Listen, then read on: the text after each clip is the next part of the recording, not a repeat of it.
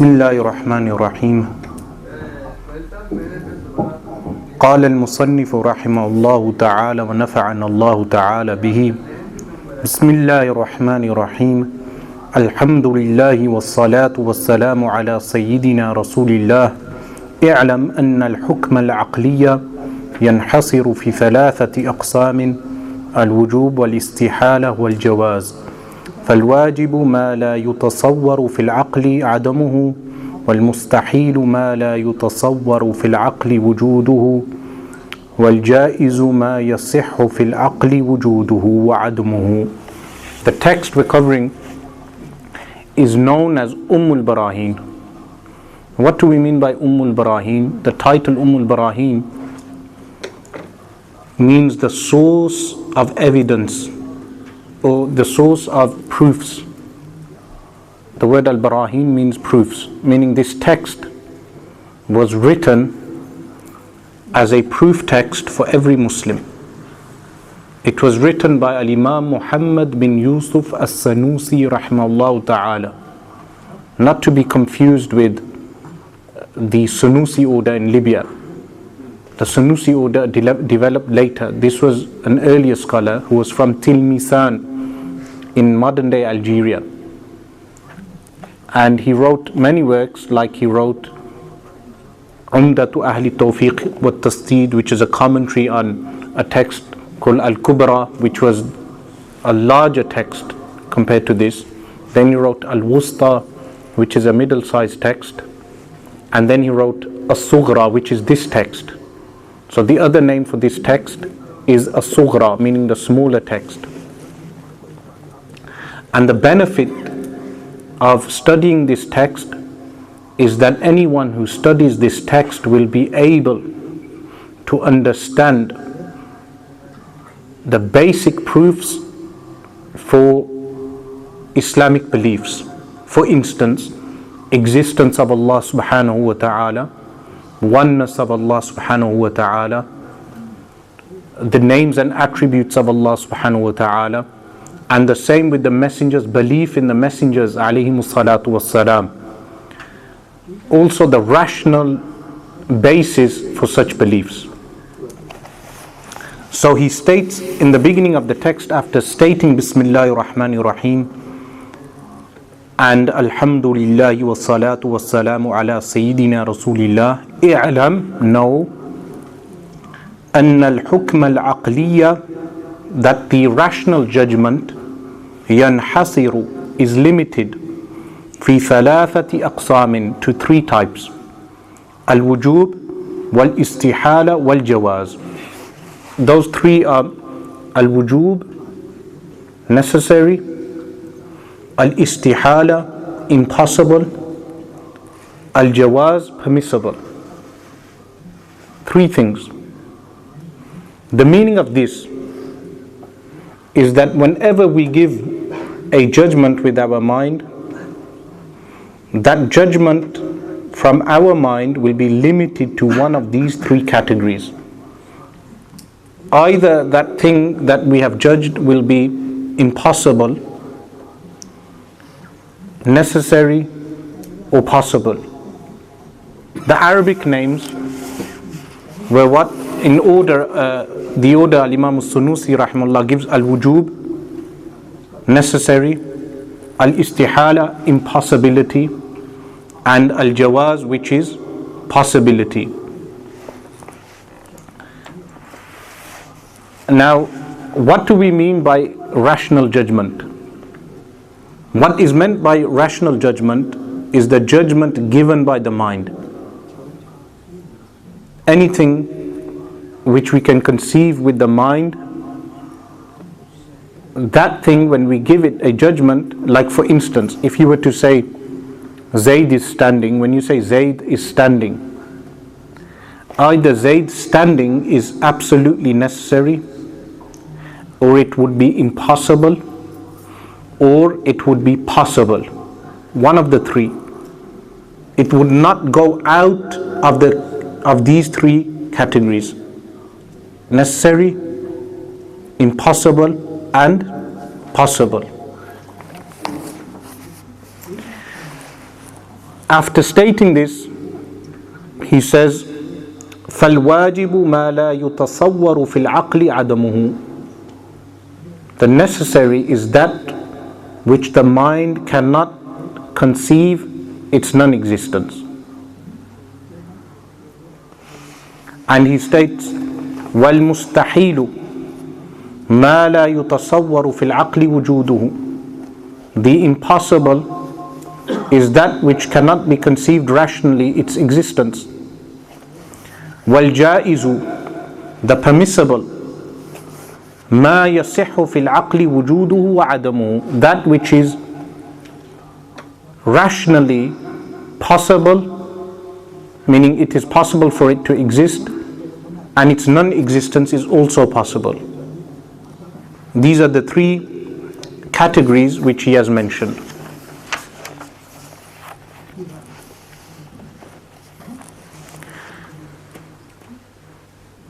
Now what we will do is go over each one of these categories and the previous sentence which the author has mentioned. So the first sentence was what? That the rational judgment is limited to three types. The rational judgment is limited to three types. Remember, Al-Imam al-Juwayni rahimahullah ta'ala, the teacher of Al-Imam al-Ghazali, states a person who does not know this categorization is not a rational person. A person who does not know this categorization of things is not a rational individual.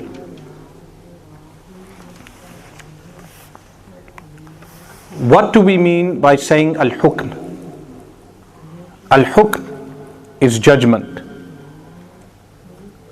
A judgment is affirming something or negating something. For instance, when you say Zaid is standing, have you affirmed or negated the standing of Zaid? What have you done? Affirmed. By affirming Zaid standing, you have given a judgment. This is what is meant by judgment. So when he states rational judgments are limited to three, the meaning of judgment is affirming something or negating something. Ithbatu shay'in aw nafyuhu. These judgments, when they are rational judgments, what do we mean by rational judgments? Judgments given from the mind, they are limited to three categories, as opposed to two other types of judgments. So you have a rational judgment, you have other types of judgments. For instance, a legal judgment, shar'i. What is a legal judgment? When you state something is haram, something is prohibited, or something is wajib, essential, or something is makruh, disliked. Is this a judgment? Have you given a judgment by doing so? By stating something is haram, have you given a judgment? But what type of judgment? What type? Not rational, shar'i, legal. Because the status of saying something is haram is a legal judgment. It is to do with legality or illegality of something, to do with the sharia. But when we say something is possible or impossible or essential or necessary, which type of judgment have we given? Aqli, a rational judgment. So the author is referring to rational judgments are three types. Now here a question may be posed, which is, why did the author decide to start with rational judgments as opposed to legal judgments or habitual judgments? The reason would be what? The reason would be because most of the attributes, divine attributes of Allah subhanahu wa ta'ala that we affirm, we can deduce those attributes rationally. For instance, the divine existence of Allah subhanahu wa ta'ala, we as theists, people who believe in the divine existence of Allah would say this is a rational judgment. Or the divine oneness of Allah subhanahu wa ta'ala, we would say the oneness of Allah subhanahu wa ta'ala is a rational judgment. Therefore he started the book by mentioning rational judgments. And in daily discourse in this day and age, when we have discourse with atheists, it would be futile to discuss with an atheist with Shari'i judgments, with legal judgments. Why? Because if you quoted the Quran to an atheist, would the atheist accept? He would dispute the very Quran itself as being the word of the divine. So a discussion with an atheist would start with a rational judgment. And beginning our discourse, we would say the rational judgment is of three categories: necessary, impossible, and possible. The third type of judgment also is what they call al-adi. Al-adi, we all know what ada means. What does ada mean? Habit. So anything which is observed by habitually, or what we would say empirically, something visible which we can investigate empirically, this is also a type of judgment. For instance, if you eat food,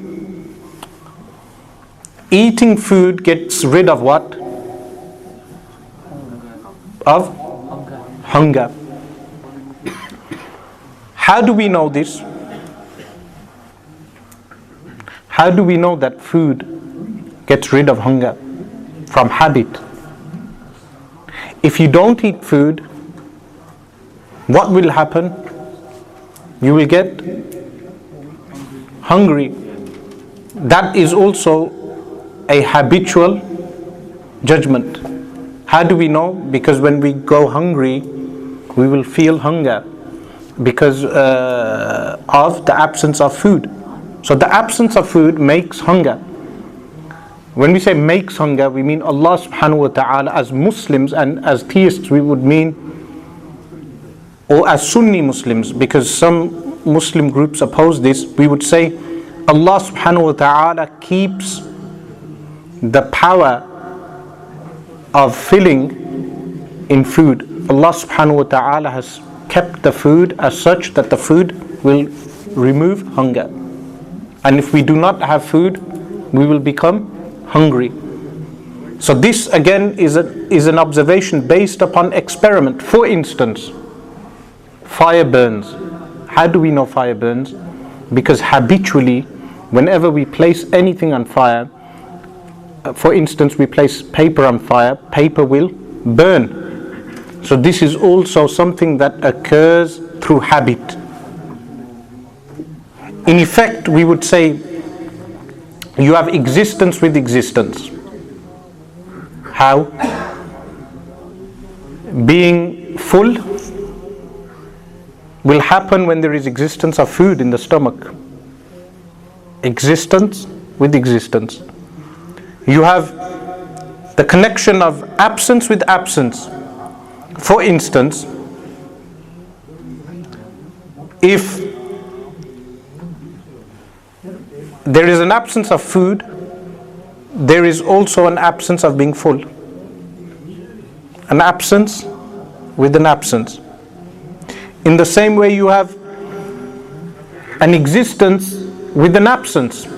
For instance, hunger is present when there is an absence of food. And there is an absence with the presence. For instance, the absence of hunger with the presence of food. All these types of judgments, what type of judgments are these? Habitual, empirical or habitual judgments. So when the author stated rational judgments are limited to three categories, he excluded which other two types of judgments? Which are the two types? Habitual and Shari'i. Remember, sometimes we use Arabic terms and people become confused. Shari'i means what? legal, and adi means which one? Habitual. So he was avoiding using legal and habitual judgments. He was referring to rational judgments are divided into three categories. Why has he ascribed the judgment to the rational faculty? Because the rational faculty is what gives the judgment. If you say Zaid is standing, by saying Zaid is standing, that judgment has been given by the rational faculty. So when the author states اعلم أن الحكم العقلي ينحصر في ثلاثة أقسام, know that the rational judgment is limited to three categories: الوجوب والاستحالة والجواز. الوجوب, necessary; الاستحالة, impossibility; and الجواز, possibility. So whenever we give a rational judgment regarding anything, we would categorize that rational judgment into these three. Generally speaking, scientific observations would fall into which judgment? Scientific experiments and scientific observation. Which category would they fall into? Would they be legal? Shar'i, no. Would they be rational?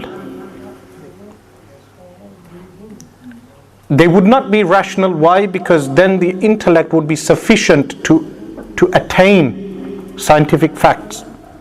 Therefore they would fall into al-adi, which was habitual or experimentational. So scientific judgments would fall into experimentation. The category that we are concerned with here is the category of rational judgments. That rational judgments fall into three categories: al-wujub, al-istihala, al-jawaz. Are there any questions so far? You can place your hand up and ask. Can you just go over the habitual judgment? The habitual, you know, the hunger, what you just said, that you need hunger for?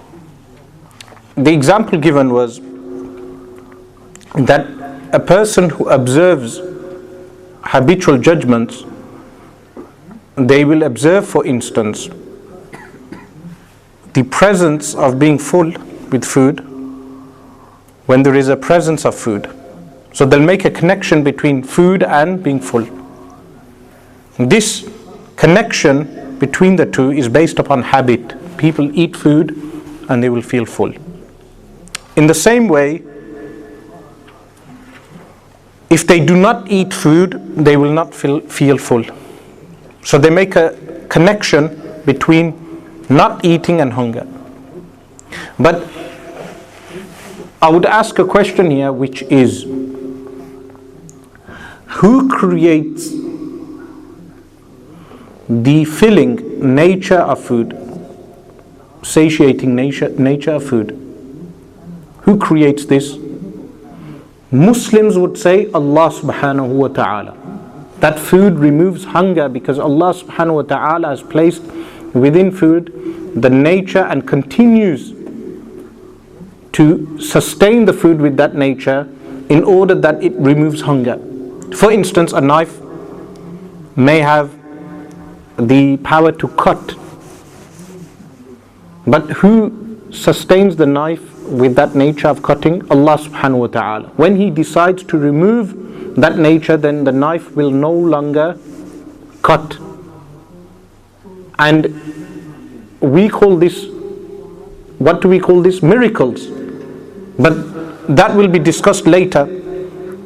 But what we were talking about is observation of habit. That when we observe habit, we give a judgment. For instance, clothes cover us and keep us safe from cold. How do we know this? Through a judgment of habit. That if we do not wear clothes, we will feel the cold. Is that clear? Is there any other question regarding that? That would be called a judgment based upon habit.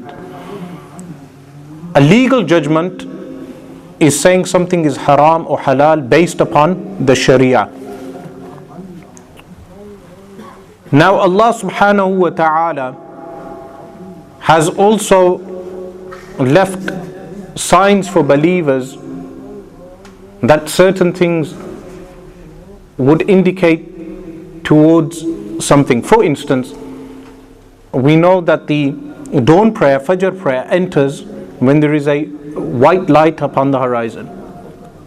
This would indicate the entering of Fajr prayer, the pre-dawn prayer or the dawn prayer. So the dawn prayer would enter when the light appears. This sign of the dawn prayer taking place is a legal judgment given to us by Allah subhanahu wa ta'ala in the Quran. But what we are discussing here is the rational judgment. That the rational judgment is limited to three: al-wujub, al-istihala and al-jawaz, which is necessary, impossible and permissible. Now, the definition of al-wajib given, the first one, is everyone up to date? So we said the rational judgment is three things: al-wajib, al-mustahil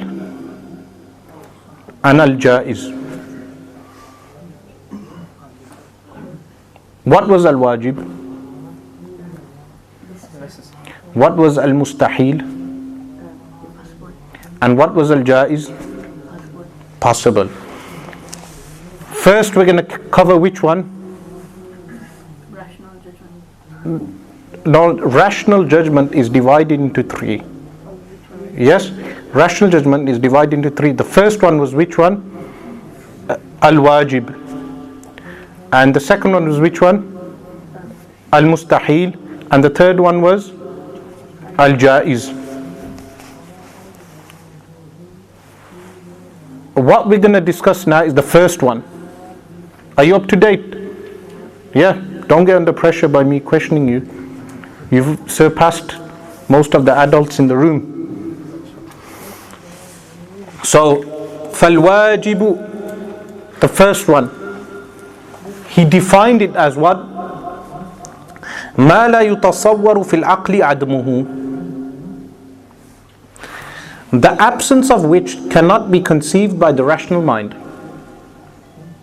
The absence of which cannot be conceived by the rational mind. An example of this: can you imagine any solid body that does not exist in place? For instance, we have this pencil. Can this pencil exist out of place, or does it fill a place now? In its existence, does it fill a place? It does fill a place. So this, when we give a rational judgment for the existence of a pencil or the existence of anything, any solid body that exists would have to fill a place, would have to be in a place. This is a rational judgment. A second rational judgment, which is necessary, would be the divine existence of Allah subhanahu wa ta'ala. But what is the difference between the two? When we say a solid body must fill a void, when we say a solid body must fill a void, that is a rational judgment, which is necessary. But when we say Allah subhanahu wa ta'ala is eternal, Allah subhanahu wa ta'ala exists, what is the difference between the two? The difference between the two is that the first one is understood without any form of investigation, without deducing. The second one is understood by deduction of the mind. Do you know what deduction means? Pardon? No, that's reduced. Find out. Adding things together to figure something out. Yeah, basically, deduction would be If, for instance, you stood near that door and you heard someone say something from behind the door, what will you deduce? That there is an individual standing behind the door. This is deduction. But there are many forms of deduction. When we say Allah subhanahu wa ta'ala exists, in this realm we do not observe Allah subhanahu wa ta'ala with our eyes. But we know Allah subhanahu wa ta'ala exists based upon deduction. When we will go on to the first divine attribute, which is the divine existence of Allah subhanahu wa ta'ala, we will analyze the arguments for the existence of God, the existence of a divine creator.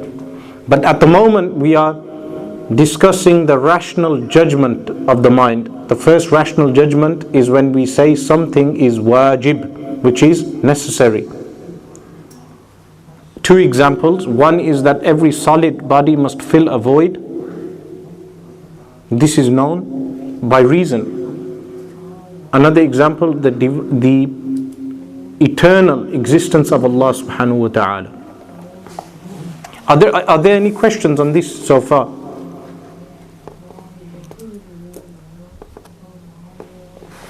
So the next part, وَالْمُسْتَحِيلُ مَا لَا يُتَصَوَّرُ فِي الْعَقْلِ وُجُودُهُ. The impossible is that which cannot be conceived in the mind as existing, meaning it's impossible to exist. Now, every solid object in the entire universe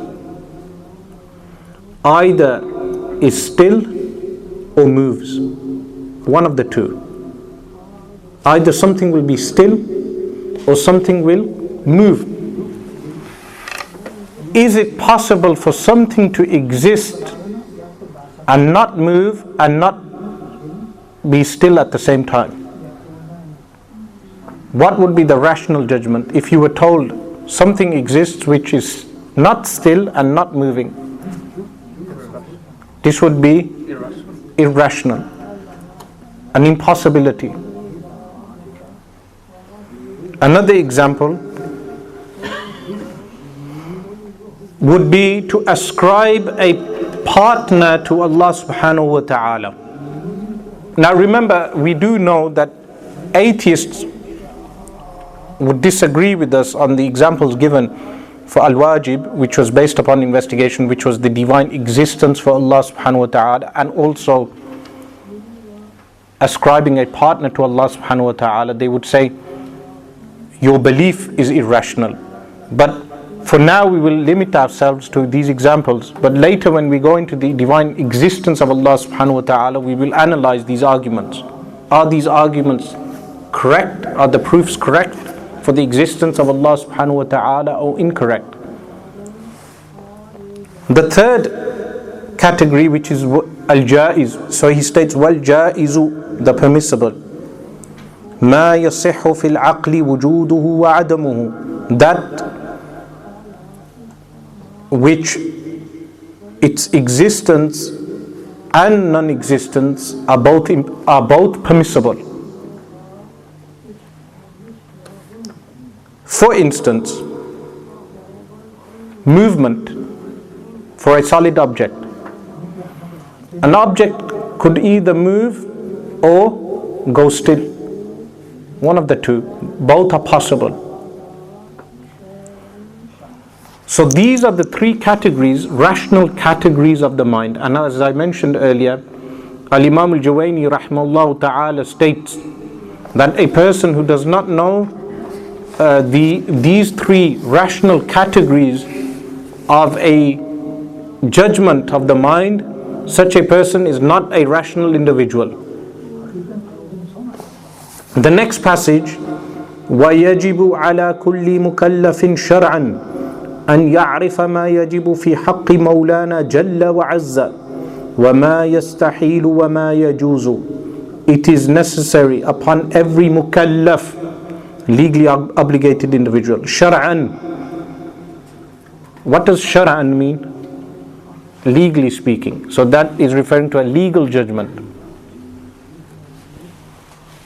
And يعرف, to know, ما يجب في حق مولانا, what is essential in the right of our master, Jalla wa Azza, exalted and mighty, meaning Allah subhanahu wa ta'ala.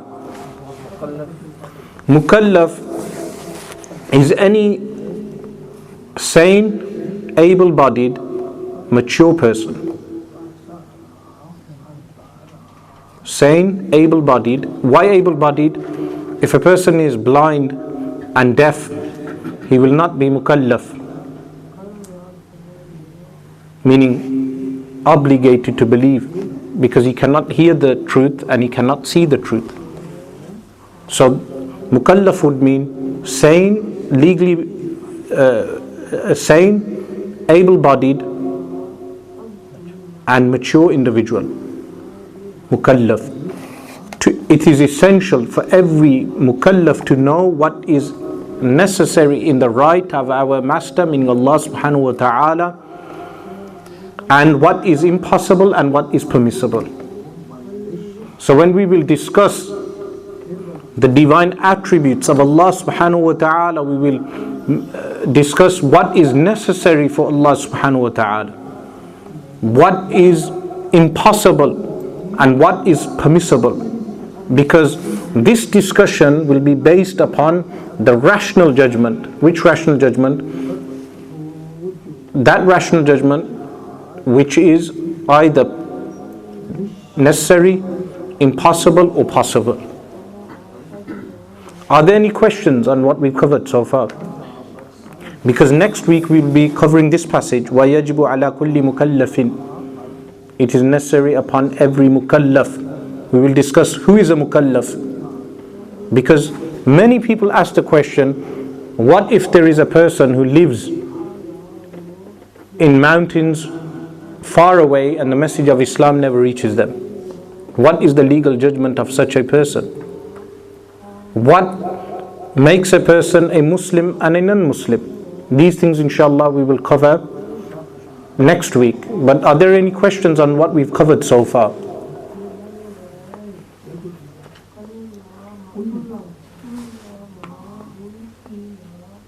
Everything's clear. Are you sure? What about your friend? Are you sure?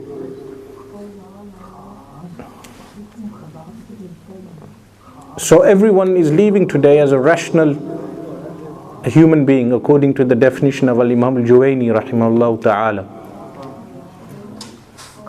How can we ask questions later? When we review the recording, might something come up. I don't understand every single thing, but inshallah. Okay, review your recordings, review your notes, and then next week we will continue from this passage. Next week, inshallah, the dars will be on Friday at 8 o'clock. Friday, 8 o'clock. Is that convenient for everyone?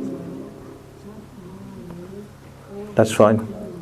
Friday at 8 o'clock. Let everyone know that the time is on Friday at 8 o'clock. Jazallahu anna Sayyidina Muhammadan sallallahu alayhi wa alihi wa sallam ma huwa ahluh. Jazallahu anna Sayyidina Muhammadan sallallahu alayhi wa alihi wa sallam ma huwa ahluh. Jazallahu anna Sayyidina Muhammadan sallallahu alayhi wa alihi wa sallam ma huwa ahluh. Subhana rabbika rabbil izzati amma yasifun. وسلام على المرسلين والحمد لله رب العالمين.